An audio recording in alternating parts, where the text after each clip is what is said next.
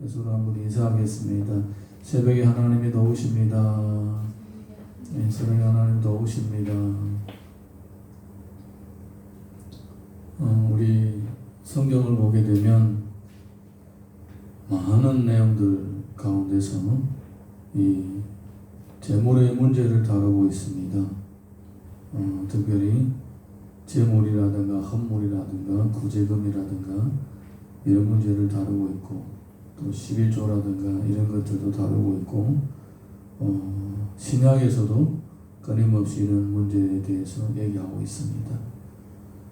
헌금에 대해서 설교를 어떻게 해야 되는가, 헌금에 관한 하나님의 뜻과 계획은 무엇인가, 아마 목회자라면 다 고민을 해봤을 겁니다. 그런데 이제 헌금에 관해서 설교하는 그런 내용들 들어보게 되면 약간 좀 이상한 사람들이 있어요.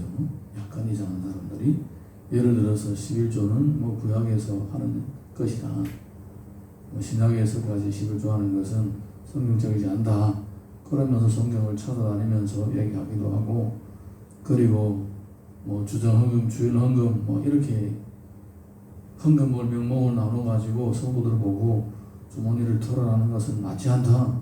성경을 보니까 특별히 고린도전서 보게 되면 헌금을 연보라고 했다. 그래서 헌금이라 하지 말고 연보라고 해야 된다. 뭐 이렇게 설교하는 목사님들도 있어요. 네.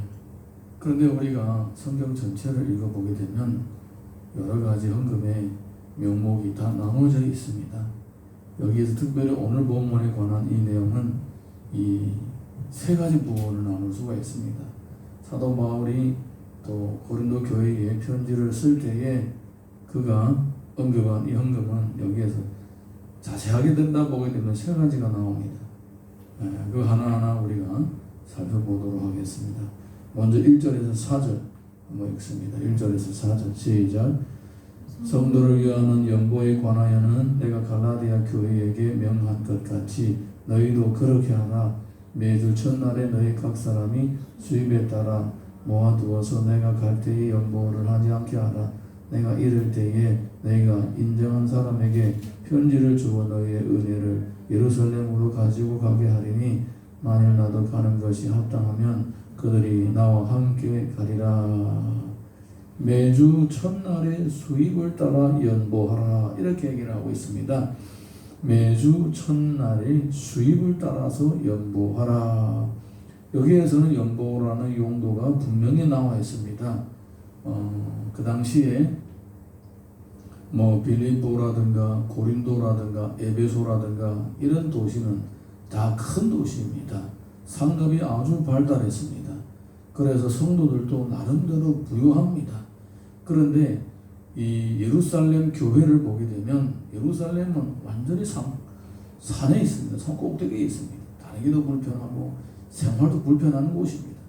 정말 하나님께서 주신 땅이 아니면 저곳에 왜 가 살아야 되느냐 할 정도로 불편한 곳입니다. 사실 하나님께서 주신 땅이기 때문에, 또 거기는 신앙의 성지이기 때문에 의미가 있는 것이지, 편한 곳으로 살아라면 거기 갈 사람이 아마 없을 거예요.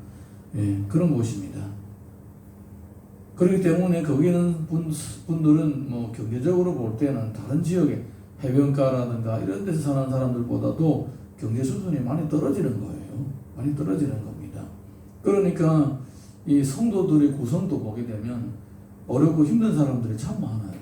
어렵고 힘든 사람들이. 사실 초대교회의 첫 번째 문제가 뭐냐? 바로 구제의 문제였습니다. 그렇게 많은 사람들이 구제를 통하여서 생활을 하고 있었다는 것입니다.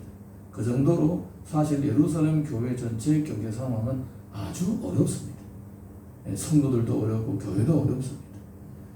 그런데다가 흉년이 되기까지도 하니까 더 어렵겠죠. 그래서 사도 바울은 다니는 곳마다 뭐 고린도에 가도 그렇고 빌립보에 가도 그렇고 예루살렘 성도들을 위하여 연보하라, 이렇게 얘기를 한 거예요. 예루살렘 성도들을 위하여 연보하라. 여기에서 헌금의, 본문의 헌금의 첫 번째 명목이 나옵니다.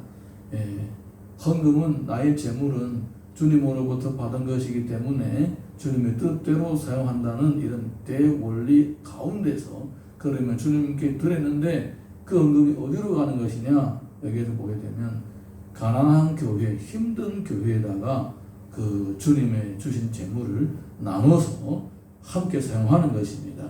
할렐루야. 이것이 첫 번째입니다. 첫 번째 연보. 어려운 사람들과 함께 이렇게 구제하고 어려운 교회와 함께 나눠서 재물을 공유하는 이것이 바로 연보입니다. 이거는 특별한 명목이 있는 것입니다. 만약에 예루살렘 교회가 풍년이 들었다, 성도들이 뭐 이렇게 여행객도 많고 성도들도 뭐 장사를 잘해가지고 생활이 풍요롭다, 그러면 뭐 고린도 교회라든가 빌립보 교회라든가 성도들하고 얘기해가지고 우리가 돕자 이렇게 얘기할 필요도 없는 것입니다. 그래서 연보라는 것은 특별히 구제금 같은 경우는 특별한 상황 가운데서 특별한 대상들에게 또 하나님의 재물을 함께 공유하는 그런 명목입니다. 상시로 정해진 것이 아니라는 거예요. 한 몇 년 전에, 한 3년 전인가 어떤 남자 집사님이 우리 교회를 한 2년 동안 출석을 했습니다. 매주마다 오는 건 아니지만은 가끔 있다가 한 번씩 오면서 11조헌금도 하고, 그리고 또 특별히 한 번은 구제헌금을 했더라고요. 이렇게 특별히 정해가지고 구제헌금이라고 했더라고요. 그래서 그 구제헌금 나름대로의 또 어려우신 목사님들에게 또 이렇게 사역비로 조금씩 드렸던 적도 있었습니다. 이렇게 분명한 명목이 있는 것입니다. 구제헌금이라는 것은 바로 그렇습니다. 뭐 우리 교회는 아직 그렇지 못하지만은 많은 교회들은 구제헌금이라는 헌금 봉투가 따로 있습니다. 그래서 그 헌금을 받아가지고 또 이제 다른 교회들, 어려운 교회들 돕고 어려운 구제가 필요한 분들을 돕는 것입니다. 지난번에 어떤 교회에서 정부의 지원금을 받던 분이 계셨습니다. 그분이 아마 한국국적인 것 같아요. 꽤나 많이 받아가지고 목사님에게 통째로 가져왔더라는 거예요. 그 교회 목사님한테, 목사님 이것을 제가 받은 건데 아무래도 내가 하나님께 이 구제헌금으로 드려야 되겠다라고, 그래서 목사님한테 드린 거예요. 그리고 목사님이 이거 우리 교회만 쓸 게 아니라 다른 교회에 나눠줘야 되겠다. 그래서 그것을 이제 쌀을 사가지고 이 교회 하나, 저 교회 하나 그렇게 나눠준 거예요. 그래서 우리 교회도 쌀을 줘가지고, 그래서 우리도 우리 개인 집에서도 좀 남기고 교회도 좀 가져가고 그렇게 한 적도 있습니다. 이것은 분명한 명목이 있는 헌금입니다. 그런 경우에는 또 거기다가 써야 되는 것입니다. 그런데 어떤 목사님들은 이것이 마냥 전체 하나님 앞에 드리는 제물의 총칭으로 써야 되는 것처럼 그렇게 모든 헌금은 헌금이라고 하지 말고 연보라고 해야 된다라고 그렇게 얘기를 하고 있는 것입니다. 성경을 읽을 때 이게 전체를 봐야 됩니다. 어떤 한 구절 한 군데 보고는 그게 빠져가지고 그게 만약에 전부인 것처럼 그렇게 주장하는 것은 사실은 위험한 것입니다. 성경은 이렇게 66권 우리에게 주신 것은 전체를 참고하시고 이 가운데서 하나님이 기뻐하시고 선하시고 온전하신 뜻이 무엇이 분별하라는 것입니다. 연보, 지금이나 옛날이나 다 똑같습니다. 우리 가운데는 어려운 교회가 있고 우리 가운데는 어려운 성도가 있습니다. 특별히 신종 코로나가 이렇게 파란치고 있을 때에 많은 교회들이 어렵습니다. 우리보다 어려운 교회들이 훨씬 더 많습니다. 심지어 문을 닫아야 되는 상황 가운데는 교회들도 있습니다. 하나님께서 하루속히 신종 코로나를 하루속히 한국에서라든가 중국에서라든가 세계각지에서 다 거두어가시고 교회들이 다시 살아나는 경제적으로도 회복되는 그런 일이 있었으면 참 좋겠습니다. 할렐루야. 잠언 11장 24절 보게 되면 흩어 구제하여도 더욱 부하게 되는 일이 있나니 과도히 아껴도 가난하게 될 뿐이니라. 구제를 제대로 하면 하나님께서 또 큰 재물의 복을 주십니다. 할렐루야. 구제를 제대로 하면 오히려 아름다운 믿음의 씨앗을 심는 그런 선한 행실이 되는 것입니다.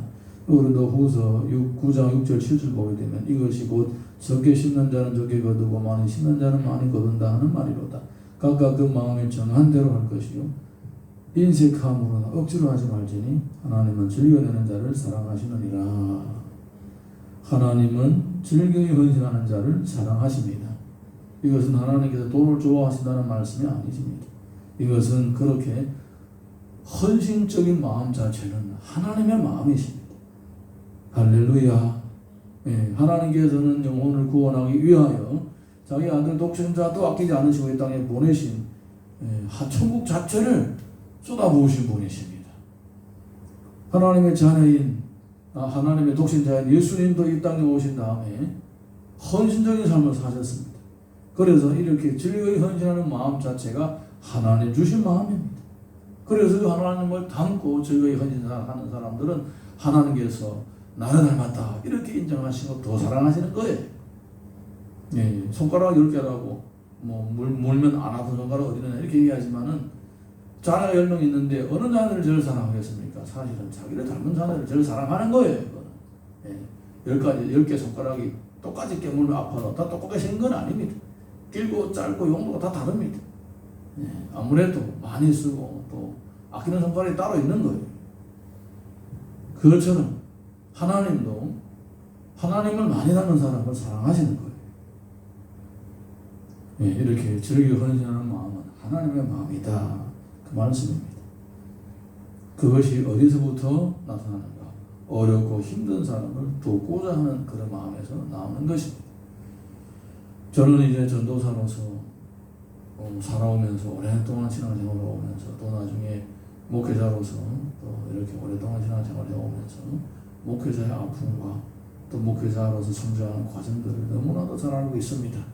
그래서 목회자로 헌신하고 전심전력으로 주의를 하고자 하는 사람들 보게 되면 참 하나님께서 은혜를 많이 주셨구나 하는 마음도 있으면서 동시에 이 목회자의 앞길을 정말 쉽지 않고 어려운 일인데 어떻게 그것을 감당하지? 약간 걱정도 됩니다. 그래서 기도할 때 애석한 마음이라고 할까? 아끼는 마음이라도 더더욱 두드러지는 것입니다. 사랑하는 성도 여러분, 하나님은 이렇게 헌신하는 마음을 가진 사람을 자기를 닮았다라고 이렇게 여기시는 것입니다. 이것은 단지 재물의 헌신뿐만 아닙니다. 모든 헌신이 다 포함되어 있는 것입니다. 자, 우리 이어서 오늘 본문의 5절에서 9절 읽습니다. 시작. 내가 마게도나를 지날 터이니 마게도나를 지난 후에 너희에게 가서 혹 너희와 함께 머물며 겨울을 지날 듯도 하니 이는 너희가 나를 내가 갈 곳으로 보내주게 하려 함이라. 이제는 지나는 길에 너희 보기를 원하지 아니하노니 이는 만일 주께서 허락하시면 얼마 동안 너희와 함께 머물기를 바랍니다. 내가 오순절까지 에베소에 머물러 함은 내게 광대하고 유효한 문이 열렸으나 대적하는 자가 많음이라. 교회는 사역자의 비용을 공급해야 할 의무와 책임이 있습니다. 여기 보게 되면 사도 바울이 공개적으로 얘기를 합니다. 내가 마게도나 교회에 있을 때에 있으면서도 너희에게도 갈 텐데 너희들이 나를 보내주기를 원한다. 주말로 가면 되지. 왜 보내줘야 됩니까? 주말로 가면 되지. 바울이 걸지 못합니까? 왜 못 갑니까? 사역비를 내놔라는 거예요. 사역비를 내놔라는 말이 이렇게 완곡하게 하는 거예요. 보내달라. 사역비를 줘야 가지. 사역비를 줘야 가지. 하루 이틀 가는 것도 아니고 몇 개월씩 가야 돼. 배도 타고 가야 돼. 말도 타고 가야 돼. 이런 먼 길을 가야 되는데 넉넉한 이런 사역비가 없으면 가기가 힘든 거예요. 그래서 사도 이런 얘기를 하는 것입니다. 로마서도 보게 되면 같은 내용이 나옵니다. 로마서 15장 24절 보게 되면 이는 지나가는 길에 너희를 보고 먼저 너희와 사귐을 얼마간 기쁨을 가진 후에 너희가 그리로 보내주기를 바랍니다. 똑같은 얘기입니다. 보내달라는 거예요. 보내주기를 바란다는 겁니다. 또 사역비를 좀 헌금을 하라는 것입니다. 할렐루야. 빌립보서 4장 17절 보게 되면 내가 선물을 구함이 아니요 오직 너희에게 유익하도록 풍성한 열매를 구함이라. 사역자들의 비용을 공급하는 것은 교회가 그 정도로 성장했다라는 증거입니다. 교회가 만약에 사역자에게 사역비를 지출할 수 있는 그런 상황이 못됐다라는 것은 아직 성장하지 못했다라는 거예요. 열매의 증거가 바로 사역자들의 사역비를 공급하는 것입니다. 우리 교회도 마찬가지고 어떤 교회도 마찬가지입니다. 교회는 사역자에게 사역비를 공급하는 그런 의무와 책임을 가지고 있습니다. 자, 우리 이어서 그리고 하나 짚고 넘어갑시다. 그래서 사역비라는 것은, 그러면 사역자의 사역비는 어디서 나오는 것이냐? 우리 교회 같은 경우에는 11조도 있고 주정 헌금도 있고 그리고 선교 헌금도 있습니다. 선교 헌금을 하는 분들이 많지는 않지만 그래도 꾸준하게 조금만큼이라도 계속 합니다. 그래서 우리가 그 선교 헌금을 모아가지고 작년에는 선교 헌금을 모아가지고 또 집중훈련을 할 때도 많이 썼고 그리고 비용으로 많이 썼고 올해는 집중훈련을 가지는 않았지만 선교 헌금이 또 어느 정도 모여져서 또 목사님을 돕던 일도 있었고 이렇게 그렇게 사용하고 있습니다. 이렇게 헌금의 명목은 한 가지가 아닙니다. 어려운 교회와 성도를 돕는 연보도 있고 이렇게 사역자들을 돕는 선교 헌금도 있습니다. 그리고 우리가 이어서 10절에서 12절 봅니다. 시작. 디모데가 이르거든 너희는 조심하여 그로 두려움이 없이 너희 가운데 있게 하라. 이는 그도 너희 나와 같이 주의 일을 힘쓰는 자임이라. 그러므로 누구든지 그를 멸시하지 말고 평안히 보내어 내게로 오게 하라. 나는 그가 형제들과 함께 오기를 기다리노라. 형제 아볼로에 대하여는 그에게 형제들과 함께 너희에게 가라고 내가 많이 권하였으되 지금은 갈 뜻이 전혀 없으나 기회가 있으면 가리라. 어떤 특정된 사역자뿐만 아니라 모든 주의 일을 위하여 수고하고 헌신하는 사역자들 향한 의무와 책임이 있는 것입니다. 교회라는 것은 특정된 사역자뿐만 아니라 전체에 대한 사역자에 대한 어떤 의무와 책임이 있는 것입니다. 고린도전서 9장 11절 이런 내용이 있습니다. 우리가 너희에게 신뢰한 것을 뿌렸은즉 너희의 육신의 것을 거두기로 과하다 하겠느냐. 말씀을 통하여 은혜를 받은 자는 제물로 섬기는 일은 당연한 것입니다. 아멘입니까? 저는 어릴 때부터 신앙생활을 하면서 또 처음부터 또 목사님들이 잘 가르쳐 주셔서 이런 부분들 다 실천해 왔습니다. 신학 공부할 때에 저도 엄청 가난했죠. 저도 없어서 구제를 받는 상황이었으니까 누구 가끔 있다가 조금씩 사역비를 좀 주면 얼마나 고마운지 모릅니다. 근데 이제 우리를 가르치는 목사님들이 한국에서 와서 가르치고 또 한국으로 돌아가고 그러는데 저는 늘 주머니에 용돈이 있으면 갈 때마다 10원, 심지어 어떨 때는 5원. 그때 생각해봐도 너무나 작은 돈이지만 그래도 그렇게 실천을 해왔습니다. 그러면 장인 같은 경우에는 또 우리를 가르친 스승 생일 선물로 챙겨드리고 그런 일도 있었습니다. 제가 넉넉할 때에는 매년마다 찾아가는 우리를 가르치던 선생님들도 계십니다. 몸에 되는 목회를 하다 보니까 개척 교회 하다 보니까 어려워서 찾아가지 못하는데 그러니까 하나님께서 나는 은혜를 주시더라. 너는 은혜를 주시더라. 재물의 은혜를 때를 따라 너를 주시더라. 지금도 주머니에 항상 비어있는 카드만 있어가지고 누구를 못 주지. 있기만 하면 어떻게 하든지 좀 누구에게 필요한 사람에게 줄까 이런 생각을 하고 있습니다. 이거는 제 마음이 아니라 사람은 다 자기를 위하는 마음이 있어요. 이거는 이런 마음이 있는 것은 누군가에게 뭔가를 자꾸 주려고 하는 마음이 있는 것은 이것은 하나님 주신 마음이고 또 하나의 은사입니다. 할렐루야. 다 이런 마음을 가진 게 아니에요. 다 이런 마음을 가진 게 아니에요. 이런 마음을 가진 것은 하나님 주신 은사입니다.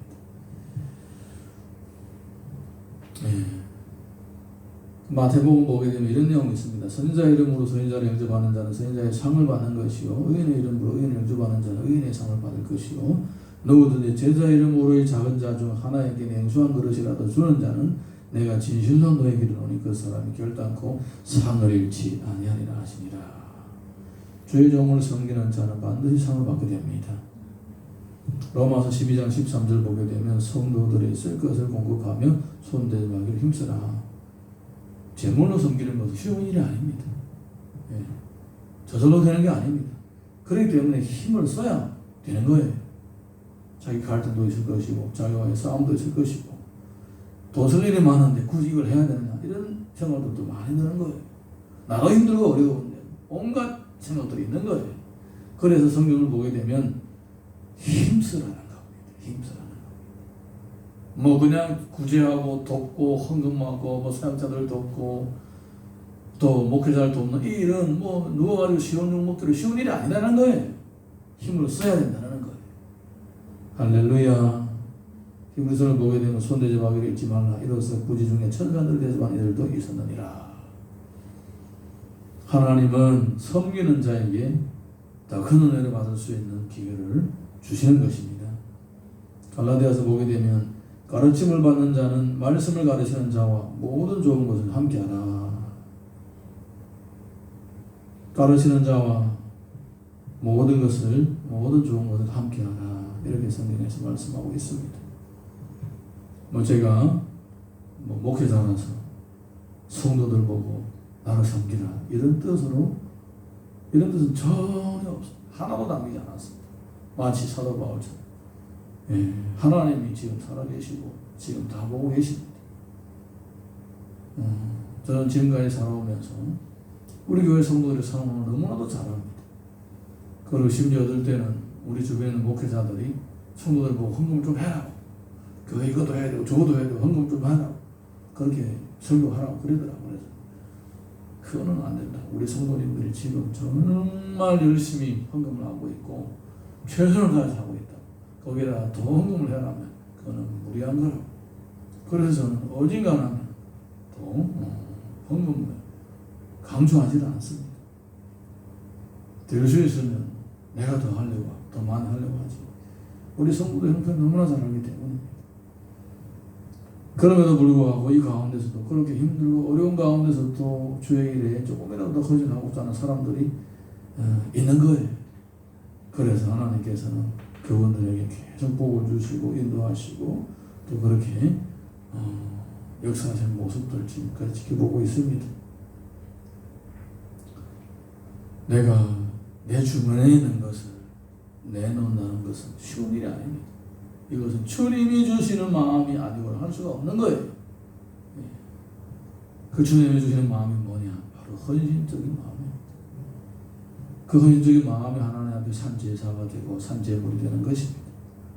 그리고 그렇게 헌신하는 것 삶 자체가 또 다음 더 큰 은혜를 받을 수 있는 기회가 되는 것이고 또 그것이 더 큰 열매를 맺을 수 있는 씨앗도 되는 것입니다.